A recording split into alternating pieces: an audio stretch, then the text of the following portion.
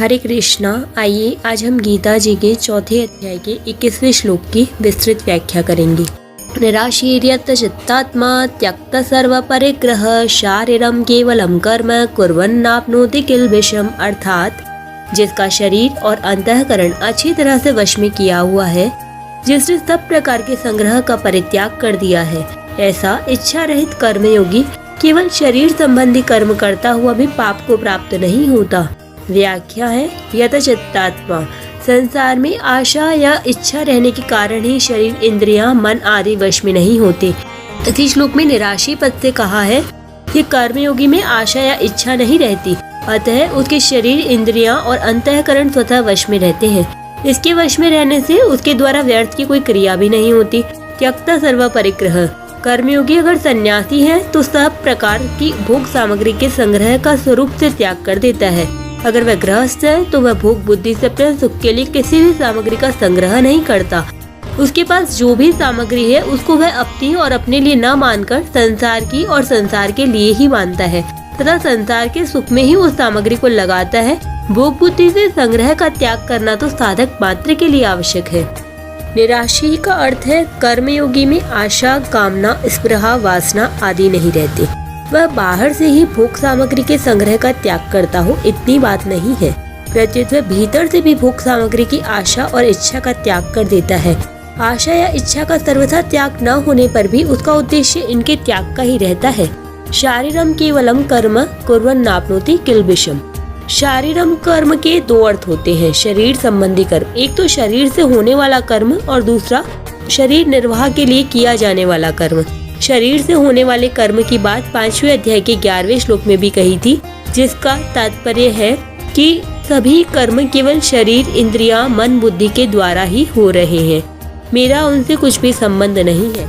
ऐसा मानकर कर्मयोगी अंतःकरण की शुद्धि के लिए ही कर्म करता है।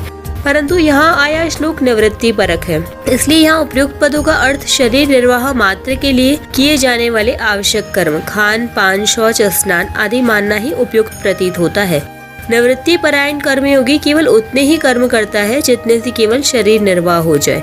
नाप्नोति किल्बिषम, जो कर्म करने या न करने से अपना किंचन मात्र भी संबंध रखता है, वह पाप को अर्थात जन्म मरण रूप बंधन को प्राप्त होता है। परंतु आशा रहित कर्मयोगी कर्म करने या न करने से अपना कुछ भी संबंध नहीं रखता, इसलिए वह पाप को प्राप्त नहीं होता, अर्थात उसके सब कर्म अकर्म हो जाते हैं। निवृत्ति परायण होने पर भी कर्मयोगी कभी आलस्य प्रमाद नहीं करता। आलस्य प्रमाद का भी भोग होता है। एकांत में यूं ही पड़े रहने से आलस्य का भोग होता है और शास्त्र विरुद्ध या निरर्थक कर्म करने से प्रमाद का भोग होता है। इस प्रकार निवृत्ति में आलस्य के सुख का और प्रवृत्ति में प्रमाद के सुख का भोग होता है। अतः आलस्य प्रमाद से मनुष्य पाप को प्राप्त होता है, परंतु बहुत कर्म करने पर भी निवृत्ति परायण कर्मयोगी में किंचन मात्र भी आलस्य प्रमाद नहीं आते। यदि उनमें किंचन मात्र भी आलस्य प्रमाद आते तो किल्बिषम न आपनोति कहना बनता ही नहीं। वह यत चित्तात्मा है, अर्थात उसके शरीर, इंद्रिय और अंतःकरण संयत है, इसलिए उसमें आलस्य प्रमाद आ ही नहीं सकते। शरीर, इंद्रियां तथा अंतःकरण के वश में होने से, भोग सामग्री का त्याग करने से तथा आशा, कामना, ममता आदि से रहित होने से उसके द्वारा निषिद्ध क्रिया हो सकती ही नहीं। यहाँ शंका हो सकती है कि जब उसके द्वारा पाप क्रिया हो सकती ही नहीं, तब ये क्यों कहा कि वह पाप को प्राप्त नहीं होता। इसका समाधान है कि क्रिया मात्र के आरंभ में अनिवार्य दोष पाप पाए जाते हैं। सर्वारंभा ही दोषेण धूमे नाग्नि रिवावृता। मूल में असत के संग कामना, ममता और आसक्ति से ही पाप लगते हैं। कर्मयोगी में कामना, ममता और आसक्ति होती ही नहीं, अथवा उसका कामना, ममता और आसक्ति का उद्देश्य ही नहीं होता, इसलिए उसका कर्म करने या न करने से कोई प्रयोजन नहीं होता। इसी कारण न तो उसे कर्मों में रहने वाला आनुषंगिक पाप लगता है और न उसे शास्त्रविद कर्मों के त्याग का ही पाप लगता है।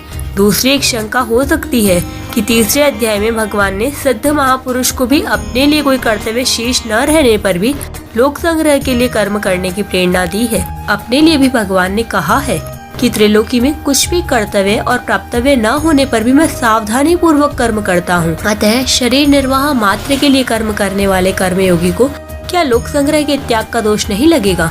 इसका समाधान है कि कामना, ममता आदि न रहने से उसे कोई दोष नहीं लगता। यद्यपि सिद्ध महापुरुष में और भगवान में कामना, ममता आदि का सर्वथा अभाव होता है, तथापि वे जो लोक संग्रह के लिए कर्म करते हैं यह उनकी दया कृपा ही है। वास्तव में वे लोक संग्रह करे या न करे इसमें वे स्वतंत्र हैं, इनकी उस पर कोई जिम्मेवारी नहीं है। वास्तव में यह भी निवृत्ति परायण साधकों के लिए एक लोक संग्रह ही है। लोक संग्रह किया नहीं जाता, प्रत्युत होता है। तीसरी एक शंका यह भी हो सकती है कि तीसरे अध्याय के 13वें श्लोक में भगवान ने केवल अपने शरीर का पोषण करने वाले मनुष्य को पापी कहा है और यहाँ कहते हैं कि शरीर निर्वाह मात्र के लिए कर्म करने वाला पाप को नहीं प्राप्त होता। दोनों का सामंजस्य कैसे हो? इसका समाधान है कि जब तक भोग बुद्धि है और कर्मों तथा पदार्थों में आसक्ति है तब तक कर्म करने या न करने से पाप लगता है। इसलिए वहाँ पचंती आत्म कारणात् पद आए हैं। परंतु उस कर्मयोगी में भोग बुद्धि नहीं है और कर्मों तथा पदार्थों में आसक्ति भी नहीं है, अतः सर्वथा निर्लिप्त होने से उसे कर्म करने या न करने से किंचन मात्र भी पाप नहीं लगता।